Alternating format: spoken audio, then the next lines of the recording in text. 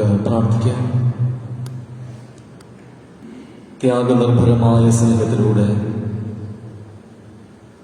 ഈ ലോകത്തോടുള്ള ദൈവിക കരുതലിനെ വെളിപ്പെടുത്തിയ ഞങ്ങളുടെ സ്വർഗീയ നല്ല പിതാവേ,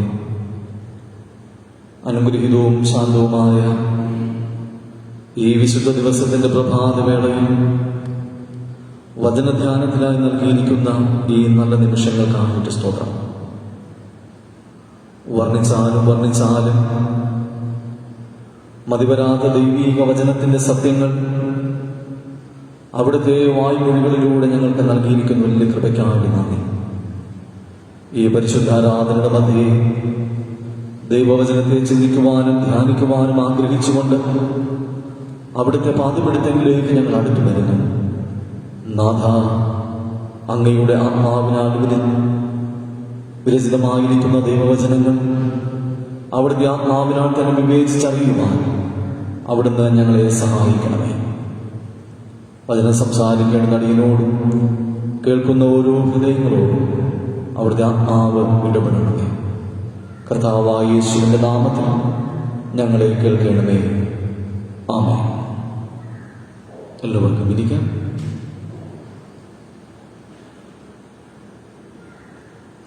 ദൈവനാമത്തിന് മഹത്വമുണ്ടാകട്ടെ.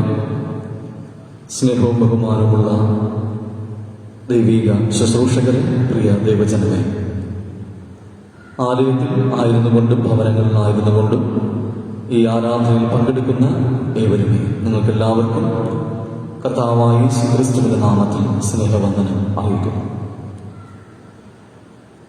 ദക്ഷിണേന്ത്യാ സഭ മുഴുവനും ഇന്ന് വൈദിക വിദ്യാഭ്യാസ ന്യായം എന്ന പ്രത്യേക പ്രാധാന്യത്തോടുകൂടിയാണ് ആചരിക്കുന്നത്.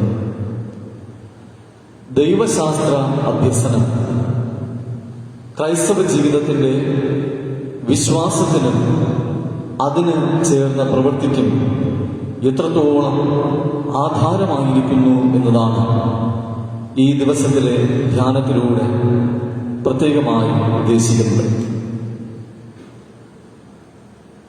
ദൈവശാസ്ത്ര വിദ്യാഭ്യാസം മനുഷ്യന്റെ ക്രൈസ്തവ വിശ്വാസ ജീവിതത്തിൽ എത്രത്തോളം പ്രാധാന്യമർഹിക്കുന്നതാണ് എന്ന് വിശുദ്ധ യോഹന്നാന്റെ സുവിശേഷം 12-ാം അധ്യായത്തിന്റെ 24-ാം തിരുവചനത്തെ ആസ്പദമാക്കി നമുക്ക് ചിന്തിക്കാം. അവിടെ ഇങ്ങനെ രേഖപ്പെടുത്തിയിരിക്കുന്നു: ആമേൻ, ആമേൻ, ഞാൻ നിങ്ങളോട് പറയുന്നു, ഗോതമ്പ് മണി നിലത്ത് വീണ് ചാടുന്നില്ല എങ്കിൽ അത് തനിയെ ഇരിക്കും, ചത്തുവെങ്കിലോ വളരെ പിളവുണ്ടാകും. Truly, truly, I say to you, unless a grain of wheat falls into the earth and dies, it remains alone. But if it dies, it bears much fruit. വൈദിക സെമിനാറുകളിലെ ചിട്ടയും ക്രമവുമായ വേദപുസ്തക പഠനത്തെയാണ് സാധാരണയായി തിയോളജിക്കൽ എഡ്യൂക്കേഷൻ എന്നതുകൊണ്ട് അർത്ഥമാക്കുക.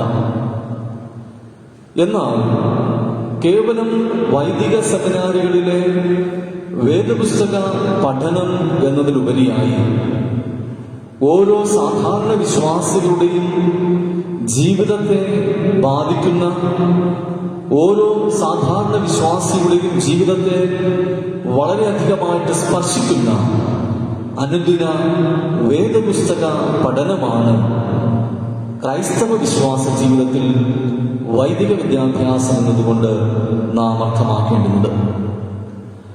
ദൈവത്തെ ആരാധിക്കുന്ന മനുഷ്യരുടെ ഒരു കൂട്ടമാണ് സഭ. ഈ സഭയിൽ കടന്നു വരുന്ന ദൈവത്തെ ആരാധിക്കുന്ന ഓരോ മനുഷ്യനും, അതായത് ഓരോ വിശ്വാസിയും, വൈദിക വിദ്യാഭ്യാസം വളരെ ആഴമായി നേടുവാൻ നിയോഗിക്കപ്പെട്ടിരിക്കുന്ന വ്യക്തികളാണ്. ആരാധനയെ അർത്ഥസമ്പുഷ്ടമാക്കുന്നതിനും ആരാധനകളെ ജീവശുദ്ധമാക്കുന്നതിനുമാണ് വേദപുസ്തകത്തെക്കുറിച്ച്, ദൈവവചനത്തെക്കുറിച്ച് നാം ആധികാരികമായി പഠിക്കേണ്ടതിന്റെ ആവശ്യകത എന്ന് പറയുന്നത്. ദൈവത്തെയും ദൈവികതയെയും കുറിച്ച് കൂടുതൽ വ്യക്തതയുള്ള അറിവുകൾ, കൂടുതൽ വ്യക്തതയുള്ള ചിന്തകൾ നമുക്ക് ലഭ്യമാകുന്നതിലൂടെ ആരാധനകളിൽ കുറച്ചുകൂടെ ആത്മാംശത്തോടുകൂടെ പങ്കെടുക്കുവാനായിട്ട് സാധിക്കും എന്നുള്ളതാണ് നമുക്ക് മനസ്സിലാക്കുവാൻ കഴിയുന്നത്. നാം എന്തിനെ ആരാധിക്കുന്നുവോ, നാം ആരെ ആരാധിക്കുന്നുവോ, ആ ആരാധിക്കുന്നതിനെ കുറിച്ച്, ആ ദൈവത്തെക്കുറിച്ച് വളരെ ആഴമായി അറിയുവാൻ കഴിയുമ്പോൾ, ആ ദൈവത്തിന്റെ മഹത്വത്തെക്കുറിച്ച് കൂടുതൽ വ്യക്തമായി മനസ്സിലാക്കുവാൻ കഴിയുമ്പോൾ, ആരാധകനും ആരാധനാമൂർത്തിയും തമ്മിൽ വളരെ ശക്തമായ ബന്ധത്തിലേക്ക് പ്രവേശിക്കുന്നതിന് സാധ്യമാവുകയാണ്. അതിനാൽ വൈദിക വിദ്യാഭ്യാസം എന്നത് കേവലം വൈദിക സെമിനാറുകളിൽ പോയി വൈദിക പഠനം നടത്തുന്നതാണ് എന്ന് മാത്രം ചിന്തിച്ചു വയ്ക്കാതെ, ഓരോ ക്രൈസ്തവ വിശ്വാസിയും ദൈവാലയങ്ങളിൽ പങ്കെടുക്കുന്ന ആരാധനകളിലൂടെ വെളിപ്പെടേണ്ടുന്ന ദൈവവചനത്തെക്കുറിച്ചുള്ള അറിവും തങ്ങളുടെ സ്വയം പ്രാർത്ഥനയിലും വേദപുസ്തക വായനയിലും ധ്യാനത്തിലും കൂടെ മനസ്സിലാക്കേണ്ടുന്ന വേദപുസ്തക ധർമ്മങ്ങളും എന്നുകൂടെ നാം ആഴമായി അതിനെ ബോധ്യപ്പെടുമ്പോഴാണ് വൈദിക വിദ്യാഭ്യാസം ഓരോ ക്രൈസ്തവ മനുഷ്യന്റെയും അനിവാര്യമായ ഒരു വിശ്വാസ ചര്യയാണ് എന്ന് നമുക്ക് മനസ്സിലാക്കുവാനായിട്ട് കഴിയുന്നത്.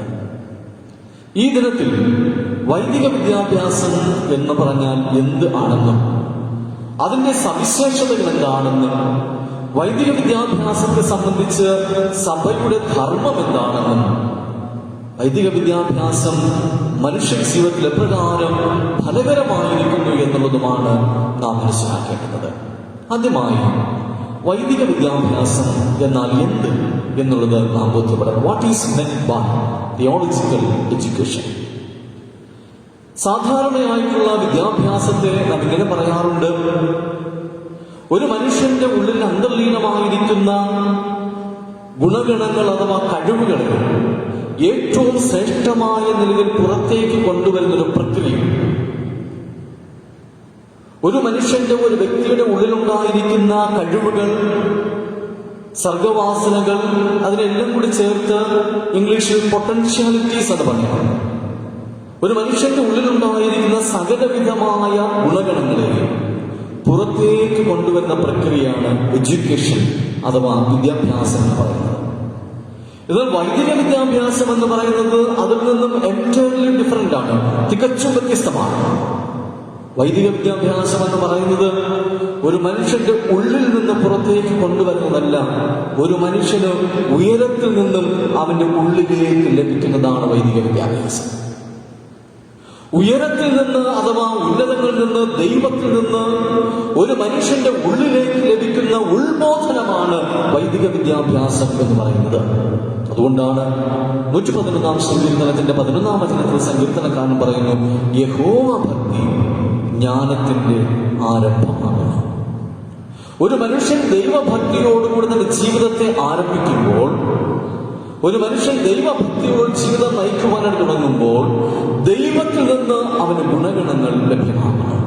ശലോമോൻ രാജാവ് ദൈവാലയത്തിലായിരുന്നുകൊണ്ട് പ്രാർത്ഥിച്ച് നേടിയത് അതാണ്. ഈ ചെറുപ്രായത്തിൽ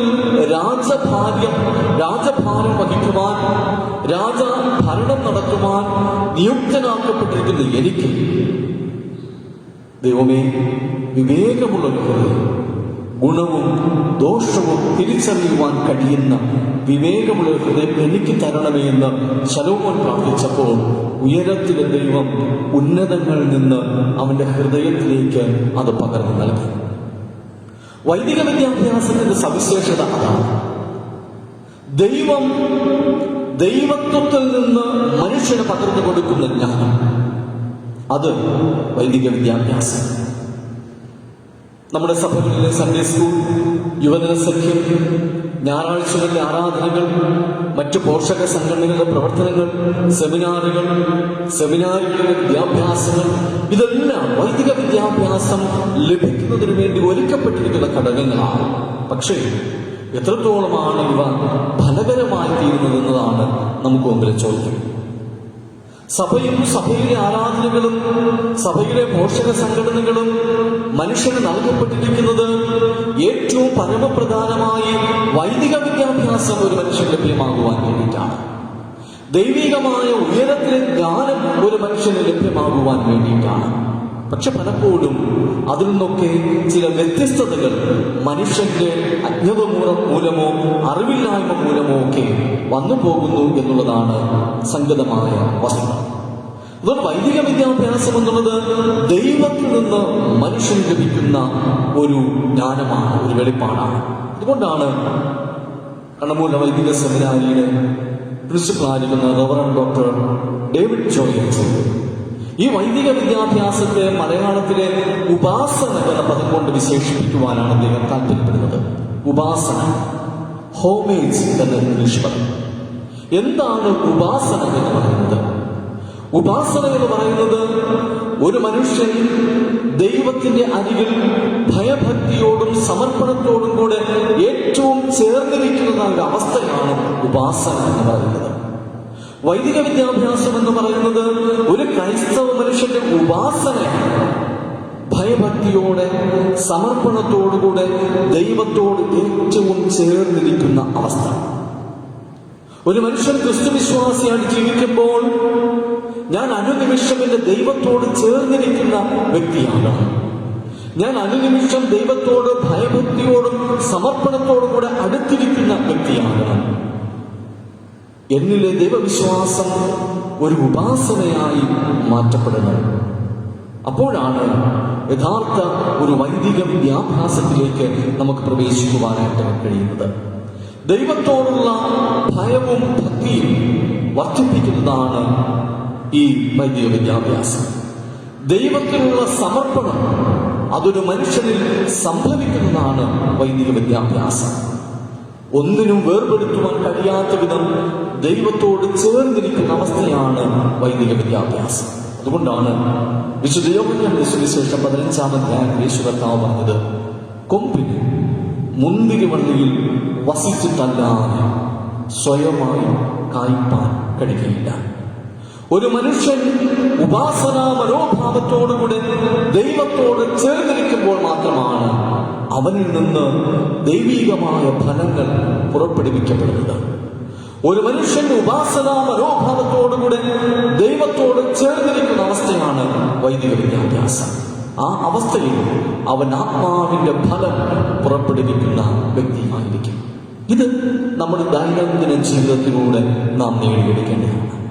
ഓരോ ദിവസവും ഒരമണിക്കൂർ സമയം വേദപുസ്തകം വായിക്കുവാനും ധ്യാനിക്കുവാനും നമുക്ക് മാറ്റിവെക്കുവാൻ കഴിയുമെങ്കിൽ, ഒരധ്യായം ഒരു ദിവസം നാം വായിച്ച് ആ വായിക്കുന്നതിനെ ധ്യാനിക്കുന്ന ഒരു ശീലം നമുക്ക് ഉണ്ടാക്കുവാൻ കഴിയുമെങ്കിൽ, അതിനുള്ള ഒരു സമർപ്പണം നമുക്കുണ്ടാക്കുവാൻ കഴിയുമെങ്കിൽ, വൈദിക വിദ്യാഭ്യാസം ഒരു ഉപാസനയായി നമുക്ക് നേടിയെടുക്കുവാനായിട്ട് കഴിയും. എന്താണ് ഈ വൈദിക വിദ്യാഭ്യാസത്തിന്റെ സവിശേഷത? What are the specialities or qualities of theological education? ദൈവത്തിന്റെ വെളിപ്പാടുകളാണ് വൈദിക വിദ്യാഭ്യാസം എന്ന് പറയുന്നത്. മനുഷ്യന് മുന്നിൽ വെളിപ്പെടുന്ന സ്വഭാവം ദൈവം ആദ്യം മുതലേ രൂപപ്പെടുത്തിയതാണ്. ഒരുപക്ഷെ ഇത് നാം വായിക്കേണ്ടിയിരുന്ന പഴയ നിയമ പാഠഭാഗം പുറപ്പാട് പുസ്തകം 3-ാം അധ്യായം 1 മുതൽ 12 വരെയാണ്. ദൈവം മോശയ്ക്ക് മുന്നിൽ വെളിപ്പെടുന്ന സന്ദർഭമാണ്. ആടുകളെ മേയിച്ചുകൊണ്ട് വനാന്തരത്തിലായിരുന്ന മോശയുടെ മുമ്പിൽ മുൾപ്പടർപ്പിലെ അഗ്നിരൂപമാണ് ദൈവം വെളിപ്പെട്ടു. ദൈവം വെളിപ്പെടുന്നു എന്നുള്ളതാണ് വൈദിക വിദ്യാഭ്യാസത്തിന്റെ ഏറ്റവും പ്രധാനപ്പെട്ട സവിശേഷത. നാം ദൈവത്തോട് സമർപ്പണത്തോട് ഉപാസനയോടുകൂടി അടുത്ത് ചെല്ലുമ്പോൾ ദൈവം നമുക്ക് മുമ്പിൽ വെളിപ്പെടുകയാണ്. ദൈവം നൽകുന്ന ചില ശാക്തീകരണങ്ങളുണ്ട്. ഇന്നത്തെ ലേഖന പാഠഭാഗത്തിൽ അത് രേഖപ്പെടുത്തിയിട്ടുണ്ട്. തിമോഥെയോസിന് എഴുതിയ 2-ാം ലേഖനം 2-ാം അധ്യായം 1 മുതൽ 13 വരെ അവിടെ പ്രധാനപ്പെട്ട ചില ശാക്തീകരണങ്ങൾ, ദൈവം തന്റെ അരികിൽ ഉപാസനയോടുകൂടി ആയിരിക്കുന്ന മനുഷ്യൻ ശക്തീകരിക്കുന്ന ചില ഘടകങ്ങൾ. കൃപയാലുള്ള ബലപ്പെടൽ. മനുഷ്യന്റെ സ്വന്തം ശക്തിയിലല്ല, അവന്റെ കായികമായ ശേഷിയിലോ ബൗദ്ധികമായ ഗുണഗണങ്ങളിലോ അല്ല, പിന്നെയോ ദൈവത്തിന്റെ കൃപയാലുള്ള ശക്തിപ്പെടൽ. അതാണ് വൈദിക വിദ്യാഭ്യാസത്തിന്റെ സവിശേഷത.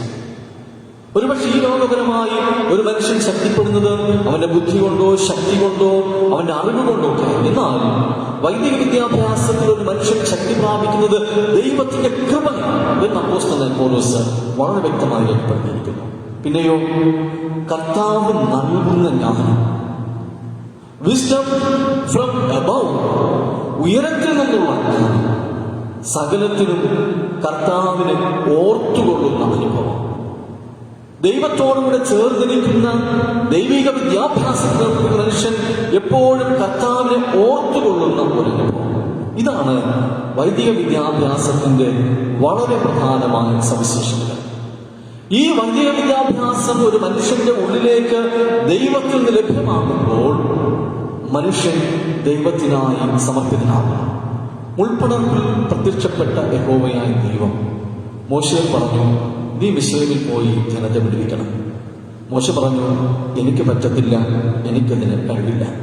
പക്ഷെ ദൈവത്തിന്റെ വെളിപ്പെടുത്തപ്പെട്ട ജ്ഞാനം മോശയെ ആ ദൗത്യം ചെയ്യുവാൻ പ്രാപ്തനാക്കി. അതാണ് വൈദിക വിദ്യാഭ്യാസത്തിന്റെ ശ്രേഷ്ഠത എന്ന് പറയുന്നത്. പൗലോസ് അപ്പോസ്തലൻ തന്റെ വിശ്വാസത്തിൽ നിജപ്പെടുന്ന തിമോഥെയോസിനെ ദൈവകേന്ദ്രിതമായ ഒരു ജീവിത ശൈലിയിലേക്ക് ശക്തീകരിക്കുകയാണ്. പലപ്പോഴും ഇന്ന് വൈദിക വിദ്യാഭ്യാസത്തിലൂടെ മനുഷ്യ കേന്ദ്രിതമോ മനുഷ്യ നിർമ്മിതമായ ആശയ കേന്ദ്രിതമോ ആയ അനുഭവങ്ങളിലേക്ക് മനുഷ്യൻ ഉയർത്തപ്പെടുകയാണ്, അല്ലെങ്കിൽ അവൻ കോൺസെൻട്രേറ്റ് ചെയ്യപ്പെടുകയാണ്. എന്നാൽ പൗലോസ് അപ്പോസ്തലൻ തന്റെ വിശ്വാസ നിജപുത്രനായ തിമോഥെയോസിന് നൽകുന്ന ഉപദേശങ്ങൾ ശ്രദ്ധയോടെ വായിച്ചാൽ നമുക്ക് മനസ്സിലാക്കുവാൻ കഴിയും, പൗലോസ് തിമോഥെയോസിനെ ദൈവ കേന്ദ്രിതമായി ഒരു ജീവിതം രൂപപ്പെടുവാനാണ് പ്രാപ്തമാക്കുന്നത്. വൈദിക വിദ്യാഭ്യാസത്തിന്റെ ഏറ്റവും വലിയ സവിശേഷത, ഏറ്റവും വലിയ ഒരു പ്രത്യേകത അത് തന്നെയാണ്. ഉള്ളിൽ ജീവൻ ഉളവാകുന്ന ഒരു അവസ്ഥയാണ്. അതുകൊണ്ടാണ് ഇന്ന് നാം ഒരു വാക്യമായി യോഹന്നാന്റെ സുവിശേഷം 12-ാം അധ്യായത്തിന്റെ 24-ാം തിരുവചനം വായിച്ചത്. ഉള്ളിൽ ജീവനുള്ള ഒരു ഗോതമ്പ് മണി, ചാവിയായി പോയ ഒരു ഗോതമ്പ് മണിയല്ല. ഉള്ളിൽ ജീവനുള്ള ഒരു ഗോതമ്പ് മണി, അത് നിലത്ത് വീണ് ചത്തുവെങ്കിലും അത് ഒരുപാട് ഫലം കായ്ക്കുന്ന മറ്റൊരു ചെടിയായി അത് രൂപപ്പെടുന്നു എന്നുള്ളതാണ്. തേജസ്കരണത്തിന്റെ അനുഭവത്തെക്കുറിച്ച് യേശു കർത്താവ് പറയുന്നത് ഇവിടെയാണ്. എന്തുകൊണ്ട് യേശു തേജസ്കരണത്തിന്റെ അനുഭവത്തെക്കുറിച്ച് അവിടെ പറയേണ്ടി വന്നു? 12-ാം അധ്യായം വായിച്ചുള്ളത് ഇങ്ങനെയാണ്. ചില യവനന്മാർ യേശുവിന്റെ അരികിലേക്ക് യേശുവിനെ കാണുവാനും യേശുവുമായി സംഭാഷിക്കുവാനും ആഗ്രഹിച്ചുകൊണ്ട് കടന്നു വരികയാണ്. എന്തിനാണ് അവർ വന്നത്? യേശുവിനെ കാണുവാൻ, യേശുവിനോട് സംസാരിക്കുവാൻ. ഇത് യേശുവിന്റെ തേജസ്കരണത്തിന്റെ അനുഭവത്തിലേക്ക്, അഥവാ ക്രൂശീകരണത്തിന്റെ അനുഭവത്തിലേക്ക് കൊണ്ടുപോവുകയാണ്.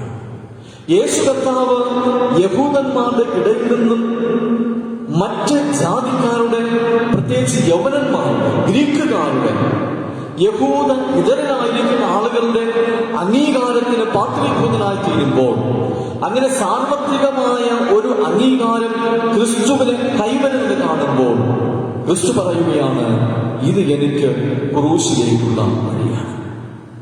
വളരെയധികം ചിന്തോദ്ദീപകമായ ഒരു പ്രസ്താവനയാണ്. ലോകം മുഴുവനും ക്രിസ്തുവിനെ അംഗീകരിക്കുവാൻ ഒരുക്കപ്പെടുമ്പോൾ ക്രിസ്തു പറയുന്നു, ഇത് എന്റെ ക്രൂശിലേക്കുള്ള വഴിയാണ്. എന്താണ് അതിന്റെ പൊരുൾ? വൈദിക വിദ്യാഭ്യാസത്തിലൂടെ ക്രിസ്തുവിനോടുകൂടെ ചേർന്നിരിക്കുന്ന ഒരു ജീവിതക്രമത്തിലൂടെ ഒരു മനുഷ്യൻ മുന്നോട്ട് പോകുമ്പോൾ ഒരുപക്ഷെ അതൊരു കഷ്ടതയുടെ, അതൊരു ത്യാഗത്തിന്റെ, അതൊരു വേദനകളുടെ, അതൊരുപാട് മുള്ളുകൾ നിറഞ്ഞ ഒരു ജീവിത അനുഭവമായിരിക്കും. യേശു കർത്താവ് യവനന്മാരുടെ ഇടയിൽ പോലും അംഗീകരിക്കപ്പെടുന്ന ഒരു ഗുരുവായി, ഒരു ദൈവീക ശക്തിയായി മാറ്റപ്പെടുമ്പോൾ യേശു പറയുന്നു, ഇത് ഞാൻ തേജസ്കരിക്കപ്പെടുവാനുള്ള അനുഭവമാണ്. എന്താണ് യേശുവിന്റെ തേജസ്കരണത്തിന്റെ നാഴിക? അത് ക്രൂശിക്ഷന്റെ അഥവാ ക്രൂശീകരണത്തിന്റെ നാഴികയാണ്. അതുകൊണ്ടാണ് പൗലോസ് അപ്പോസ്തലൻ തിമോഥെയോസിനോട് പറയുന്നത്, കഷ്ടം സഹിക്കുവാൻ നീ തയ്യാറാവുക. സുവിശേഷത്തിന് വേണ്ടി, സുവിശേഷത്തിനു വേണ്ടി നീ ഒരു വൈദിക വിദ്യാഭ്യാസത്തിലൂടെ, ഉയരത്തിലെ ജ്ഞാനം നിനക്ക് ലഭിക്കുന്ന അനുഭവത്തിലൂടെ, നീ ക്രിസ്തുവിന്റെ സന്നിധിയിൽ ഒരു ഉപാസന ജീവിതം നയിക്കുന്നതിലൂടെ നീ മുന്നേറും. പറയുമ്പോൾ നീ ഓർക്കണമേ, ഇത് കഷ്ടം സഹിക്കുവാൻ വിളിക്കപ്പെടുന്ന ഒരു ജീവിതക്രമമാണ്. ഇതാണ് ക്രൈസ്തവ വിദ്യാഭ്യാസത്തിന്റെ ഏറ്റവും യുണീക്കായിട്ടുള്ള, ഏറ്റവും അപ്രമാദിത്വമായ സവിശേഷത എന്ന് പറയുന്നത്. ക്രിസ്തുവിനോടുകൂടെ ജീവിക്കുക എന്ന് പറഞ്ഞാൽ ക്രിസ്തുവിനോടുകൂടെ കഷ്ടമനുഭവിക്കുക, ക്രൂശിക്കപ്പെടുക, അല്ലെങ്കിൽ ത്യാഗത്തിനായി ഏൽപ്പിക്കപ്പെടുക എന്നുള്ളതാണ്. എന്താണ് ഈ കാര്യത്തിൽ സഭയുടെ ദൗത്യം? What is the role of the church in theological education? ഒരുപാട് കാര്യങ്ങൾ നമുക്ക് ചെയ്യാൻ കഴിയും, ഒരുപാട് കാര്യങ്ങൾ നാം ചെയ്യുന്നുണ്ട്. ഒരു വ്യക്തിക്ക് ക്രിസ്തുവിനോടുകൂടെ ചേർന്ന് ജീവിക്കുവാൻ പ്രാപ്തമാക്കുന്ന ഈ വൈദിക വിദ്യാഭ്യാസം നൽകുവാൻ വേണ്ടി പ്രാർത്ഥിക്കുവാൻ, ധനപരമായി കൊടുക്കുവാൻ, നമ്മുടെ ആലയത്തിലെ കൊച്ചുമക്കൾ മുതൽ സകല ആളുകളെയും അതിനുവേണ്ടി ഒരുക്കുവാൻ നമുക്ക് ബാധ്യതയുണ്ട്, ഒരു സഭയ്ക്ക് ബാധ്യതയുണ്ട്. അപ്പോസ്തലനായ പൗലോസ് തിമോഥെയോസിന് എഴുതിയ 2-ാം ലേഖനം 2-ാം അധ്യായത്തിന്റെ 5-ാം വാക്യത്തിലൂടെ പറയുന്നു, മല്ലുകെട്ടി ചട്ടപ്രകാരം പോരാടേണ്ടുന്ന ഒന്നാണ് ഈ ക്രൈസ്തവ ജീവിതം. മല്ലുകെട്ടി ചട്ടപ്രകാരം പോരാടേണ്ടുന്ന ഒന്നാണ് ക്രൈസ്തവ ജീവിതം. അങ്ങനെ ചെയ്യുമ്പോൾ ജീവന്റെ കിരീടം നമുക്ക് പ്രാപിക്കുവാൻ കഴിയും. നമ്മുടെ സഭയിൽ നിന്ന് വൈദിക വിദ്യാഭ്യാസത്തിന് വേണ്ടി അയക്കപ്പെട്ടിരിക്കുന്ന ആളുകളുണ്ട്. നമ്മുടെ മധ്യേ ഇരിക്കുന്ന സ്നേഹമുള്ള ഷാറൂണച്ചൻ അതിന്റെ ഒരു ഫലമാണ്. 2 വൈദികർക്ക് മുൻപിലായിട്ട് കടന്നു പോയിട്ടുണ്ട്. ഇനിയും മിഷണറിമാരായി, പ്രൊബേഷന്മാരായി, സുവിശേഷന്മാരെ വരുവാൻ കാത്തു നിൽക്കുന്ന ആളുകളുണ്ട്. വൈദിക പഠനത്തിൽ ആയിരിക്കുന്നവരുണ്ട്. ഇതെല്ലാം സഭയുടെ ദൗത്യമാണ്. പ്രാർത്ഥിക്കുക, ധനപരമായിട്ട് ചെലവഴിക്കുക, നമ്മുടെ ആലയത്തിലെ കുഞ്ഞുങ്ങളെ, നമ്മുടെ ഭവനത്തിലെ മക്കളെ വൈദിക വിദ്യാഭ്യാസത്തിൽ സമ്പന്നതയുള്ളവരായിട്ട് വളർത്തുക. നമ്മുടെ സൺഡേ സ്കൂൾ പഠനങ്ങളിലൂടെ, ഭവനങ്ങളിലെ ആരാധനകളിലൂടെ, ഓരോ ദിവസത്തെയും ഭവന പ്രാർത്ഥനകളിലൂടെ എന്താണ് നിർവഹിക്കപ്പെടേണ്ടത്? മറ്റൊന്നുമല്ല, നമ്മുടെ ഭവനത്തിലെ അംഗങ്ങൾ വൈദിക വിദ്യാഭ്യാസത്തിനുള്ളവരായി, ദൈവത്തോടുള്ള ഉപാസനാ ജീവിതമുള്ളവരായി, ദൈവത്തോട് ചേർന്ന് ജീവിക്കുന്ന അനുഭവമുള്ളവരായി വളർത്തുക എന്നുള്ളതാണ് സഭയുടെ ദൗത്യം, കുടുംബങ്ങളുടെ ദൗത്യം എന്ന് നാം മറന്നു പോകരുത്. എന്താണ് ഇതിന്റെ ഫലം? ഇതിന്റെ റിസൾട്ട് എന്താണ്? ഒരു മനുഷ്യൻ ക്രൈസ്തവ ഉപാസന ജീവിതം നയിക്കുമ്പോൾ അവൻ വളരെ ഫലം കായ്ക്കുന്ന അനുഭവത്തിലേക്ക് മാറ്റപ്പെടുകയാണ്. അനേകരെ തന്റെ ജീവിതത്തിലൂടെ ക്രിസ്തുവിന് വേണ്ടി നേടിയെടുക്കുവാനായിട്ട് കഴിയുന്നു. ഒരുപക്ഷെ ഇതൊരു കഷ്ടതയുടെ വഴിയാണ്. ആദിമ നൂറ്റാണ്ടുകളിൽ മിഷണറി വര്യന്മാരുടെ, ആദിമ ക്രൈസ്തവരുടെ രക്തം അനവധിയാണ്, ചാലുകണക്കെ ഒഴുക്കപ്പെട്ടു. പക്ഷേ ചരിത്രം നാം പഠിക്കുമ്പോൾ അതെല്ലാം പിന്നത്തേതിൽ സഭയുടെ വളർച്ചയ്ക്ക് വേണ്ടിയിട്ടുള്ള വിത്തുകളായിട്ട് മാറ്റപ്പെട്ടു എന്നുള്ളതാണ് നമുക്ക് മനസ്സിലാക്കുവാനായിട്ട് കഴിയുന്നത്. അതുകൊണ്ട് ക്രൈസ്തവ വിശ്വാസത്തിൽ ഉപാസനാപരമായ ഒരു വിദ്യാഭ്യാസ ജീവിതം നാം നയിക്കുമ്പോൾ അത് ഫലമണിയുന്ന, അനേകർക്ക് പ്രയോജനം കൊടുക്കുന്ന ഒരു അനുഭവമായിട്ട് മാറ്റപ്പെടും. ഒരു ഗോതമ്പ് മണി അതിന്റെ ഉള്ളിൽ ജീവനം വെച്ചുകൊണ്ട് അത് തനിയെ വേറിട്ടിരുന്നാൽ ഒരു ഫലവും അതിന് പുറപ്പെടുവിക്കുവാൻ കഴിയുന്നില്ല. പക്ഷെ അത് നിലത്ത് വീണ് ചാകുമ്പോൾ ഒരു പുതിയ ചെടിയായി മാറുകയും അത് അനേകർ രുചിക്കുന്ന അനുഭവമായിട്ട് മാറ്റപ്പെടുകയും ചെയ്യും. ഈ സമീപഭാവി വളരെയധികം ചർച്ച ചെയ്യപ്പെട്ട കേരളത്തിലെ ഒരു കോളേജാണല്ലോ ബ്രണ്ണൻ കോളേജ്. വിവാദപരമായ ഒരുപാട് പ്രസ്താവനകളിലൂടെയാണ് കോളേജ് ശ്രദ്ധ ആകർഷിക്കപ്പെട്ടത്. എന്നാൽ എന്താണ്, അല്ലെങ്കിൽ ഇതിന്റെ ചരിത്രം എന്താണെന്ന് മനസ്സിലാക്കുമ്പോൾ 159 വർഷം പഴക്കമുള്ള മലബാറിലെ ഒരു ഗവൺമെന്റ് കോളേജാണ് ബ്രണ്ണൻ കോളേജ്. 1784 ലണ്ടനിൽ ജനിച്ച ഒരു മനുഷ്യന്റെ പേരാണ് എഡ്വേർഡ് ബ്രണ്ണൻ. ഇദ്ദേഹം എങ്ങനെ ഈ കൊച്ചു കേരളത്തിൽ എത്തപ്പെട്ടു എന്ന് ചോദിച്ചാൽ അതിന് കാരണമായതൊരൊറ്റ സംഭവമാണ്. അദ്ദേഹം മുംബൈ മറൈൻ സർവീസിൽ ഒരു കപ്പൽ ജീവനക്കാരനായി അദ്ദേഹത്തിന്റെ ജീവിതം നയിച്ചുകൊണ്ടിരിക്കുമ്പോൾ ഒരു ദിവസം താൻ ജോലി ചെയ്യുന്ന കപ്പൽ അപകടത്തിൽപ്പെട്ടു. ആ കപ്പൽ തകർന്നു. അദ്ദേഹം എങ്ങനെയോ നീന്തി കരക്കെത്തി ആ സ്ഥലം, അങ്ങനെയാണ് അദ്ദേഹം മലബാർ അഥവാ തലശ്ശേരിയിൽ എത്തിച്ചേരുന്നത്. ഒരു കപ്പൽ ചെയ്തം താൻ ഉപജീവനമാർഗം ചെയ്തുകൊണ്ടിരിക്കുന്ന കപ്പൽ ഒരു പ്രക്ഷോഭത്തിൽ അത് തകർന്ന് ചില ആളുകളെങ്കിലും മരണപ്പെടുകയൊക്കെ ചെയ്തിട്ടുണ്ടാകാം. ഇദ്ദേഹം നീന്തി കരയ്ക്കുന്നു. താൻ എത്തിപ്പെട്ട ആ സ്ഥലത്തിൽ അദ്ദേഹം തൻ്റെ ഉള്ളിലുണ്ടായിരുന്ന ദൈവസ്നേഹത്തിന് അനുസൃതമായി ജീവിച്ചു. സാധുക്കളെ സഹായിക്കുവാനായിട്ട് ട്രസ്റ്റ് ഫണ്ട് രൂപീകരിച്ചു. സാധുക്കളായ ആളുകൾക്ക് സൗജന്യമായി ഇംഗ്ലീഷ് വിദ്യാഭ്യാസം കൊടുക്കുവാൻ വേണ്ടി ഒരു ഫ്രീ സ്കൂൾ ആരംഭിച്ചു. ആ ഫ്രീ സ്കൂൾ പിന്നെ ഹൈസ്കൂളായി. ആ ഹൈസ്കൂൾ ഒരു ജില്ലാ സ്കൂളായി. ആ ജില്ലാ സ്കൂളാണ് പിന്നത്തേതിൽ ബ്രണ്ണൻ കോളേജ് എന്ന് നാമകരണം ചെയ്യപ്പെട്ട ഒരു വലിയ കോളേജായിട്ട് മാറ്റപ്പെട്ടത്. കപ്പൽ ഛേദം കൊണ്ടുവന്ന കരുണാമയൻ എന്നാണ് അദ്ദേഹത്തെക്കുറിച്ച് പുനത്തിൽ കുഞ്ഞത്തുള്ള എന്ന കേരളത്തിന്റെ ഏറ്റവും പ്രസിദ്ധനായ ഒരു സാഹിത്യകാരൻ അദ്ദേഹത്തെ വിശേഷിപ്പിച്ചത്. കപ്പൽ ഛേദം കൊണ്ടുവന്ന കരുണാമയൻ. അദ്ദേഹത്തിന്റെ ശവകുടീരത്തിൽ രേഖപ്പെടുത്തിയിരിക്കുന്ന വാക്കുകൾ ഇങ്ങനെയാണ്: a sterling upright English man, പത്തരമാറ്റ് സത്യസന്ധനായ ഇംഗ്ലീഷുകാരൻ. A sterling upright English man, പത്തരമാറ്റ് സത്യസന്ധനായ ഇംഗ്ലീഷുകാരൻ. പ്രിയമുള്ളവരെ, തന്റെ ജീവൻ നഷ്ടപ്പെട്ടു പോകുവാൻ സാധ്യതയുണ്ടായിരുന്ന ഒരു കപ്പൽ ഛേദം, ആ കപ്പൽ ഛേദം സംഭവിച്ചതിലൂടെ ആ മനുഷ്യൻ എത്തപ്പെട്ട സ്ഥലത്തിൽ അദ്ദേഹം എത്ര കാലം ഈ ലോകമുണ്ടായിരുന്നാലും അത്രയും കാലം മനുഷ്യ ഹൃദയങ്ങളിൽ നന്മയോടുകൂടെ ഓർത്തുവെക്കുന്ന ഒരു ജീവിതമായി മാറ്റപ്പെട്ടു. എന്തുകൊണ്ട്? അദ്ദേഹത്തിന്റെ ഉള്ളിൽ ദൈവവചനമെന്ന ഒരു ജീവൻ ഉണ്ടായിരുന്നതുകൊണ്ട്, അദ്ദേഹത്തിന് ദൈവത്തോടൊരു ഉപാസനാപരമായ ബന്ധമുണ്ടായിരുന്നതുകൊണ്ട്. ഈ ലോകത്തിൽ എത്രയോ വർഷങ്ങൾ എത്രയോ മനുഷ്യർ ജീവിക്കുന്നു. പക്ഷേ ദൈവസ്നേഹത്തെ മറ്റുള്ളവർക്ക് പകർന്നു കൊടുത്തതിന്റെ സ്മരണ നിലനിർത്തുവാനായിട്ട് കഴിയുന്നുണ്ടോ? വൈദിക വിദ്യാഭ്യാസത്തിലൂടെ ഓരോ ക്രൈസ്തവ മനുഷ്യനും ആർജിച്ചെടുക്കേണ്ടത് അതാണ്.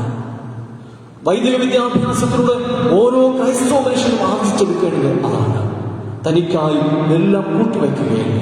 താൻ എവിടെയായിരിക്കുന്നുവോ അവിടെ ഒരു പുതിയ ജീവൻ നൽകുന്ന അനുഭവത്തിൽ, ഒരു പുതിയ ശക്തി നൽകുന്ന അനുഭവത്തിൽ, ഒരു പുതിയ ദൈവ സ്നേഹം നൽകുന്ന അനുഭവത്തിൽ തന്റെ ജീവിതത്തെ മാറ്റിയെടുക്കുക. അപ്പോസ്തലനായ വിശുദ്ധ പൗലോസ് തിമോഥെയോസിനോട് പറയുന്നതും അത് തന്നെയാണ്. പ്രിയമുള്ള ദൈവത്തിന്റെ ജനമേ, ഈ വൈദിക വിദ്യാഭ്യാസ കാലത്തിൽ നമുക്ക് ഓരോരുത്തർക്കും സർവശക്തനായ ദൈവത്തോടുള്ള ഒരു ഉപാസനാ ജീവിതം, സർവശക്തനായ ദൈവത്തോട് ഭയഭക്തിയോടും സമർപ്പണത്തോടും ചേർന്നിരിക്കുന്ന ഒരു ജീവിതം അത് രൂപപ്പെടുത്തിയെടുക്കുവാൻ കഴിഞ്ഞാൽ നാം എവിടങ്ങളിലേക്ക് അയക്കപ്പെട്ടാലും അവിടെയൊക്കെയും ദൈവത്തിന്റെ വലിയ സ്നേഹ ഉറവിടങ്ങളായിട്ട് ജീവിക്കുവാൻ നമുക്ക് കഴിയും. അതിന് ദൈവം തന്റെ പരിശുദ്ധാത്മാവ് നമ്മെ ഓരോരുത്തരെയും സഹായിക്കുകയും ഒരുക്കുകയും ചെയ്യുമാറാകട്ടെ. ഇപ്പോൾ പിതാവായ ദൈവത്തിനും പുത്രനായ ദൈവത്തിനും പരിശുദ്ധാത്മാവായ ദൈവത്തിനും മഹത്വമുണ്ടാകട്ടെ. ആമേൻ.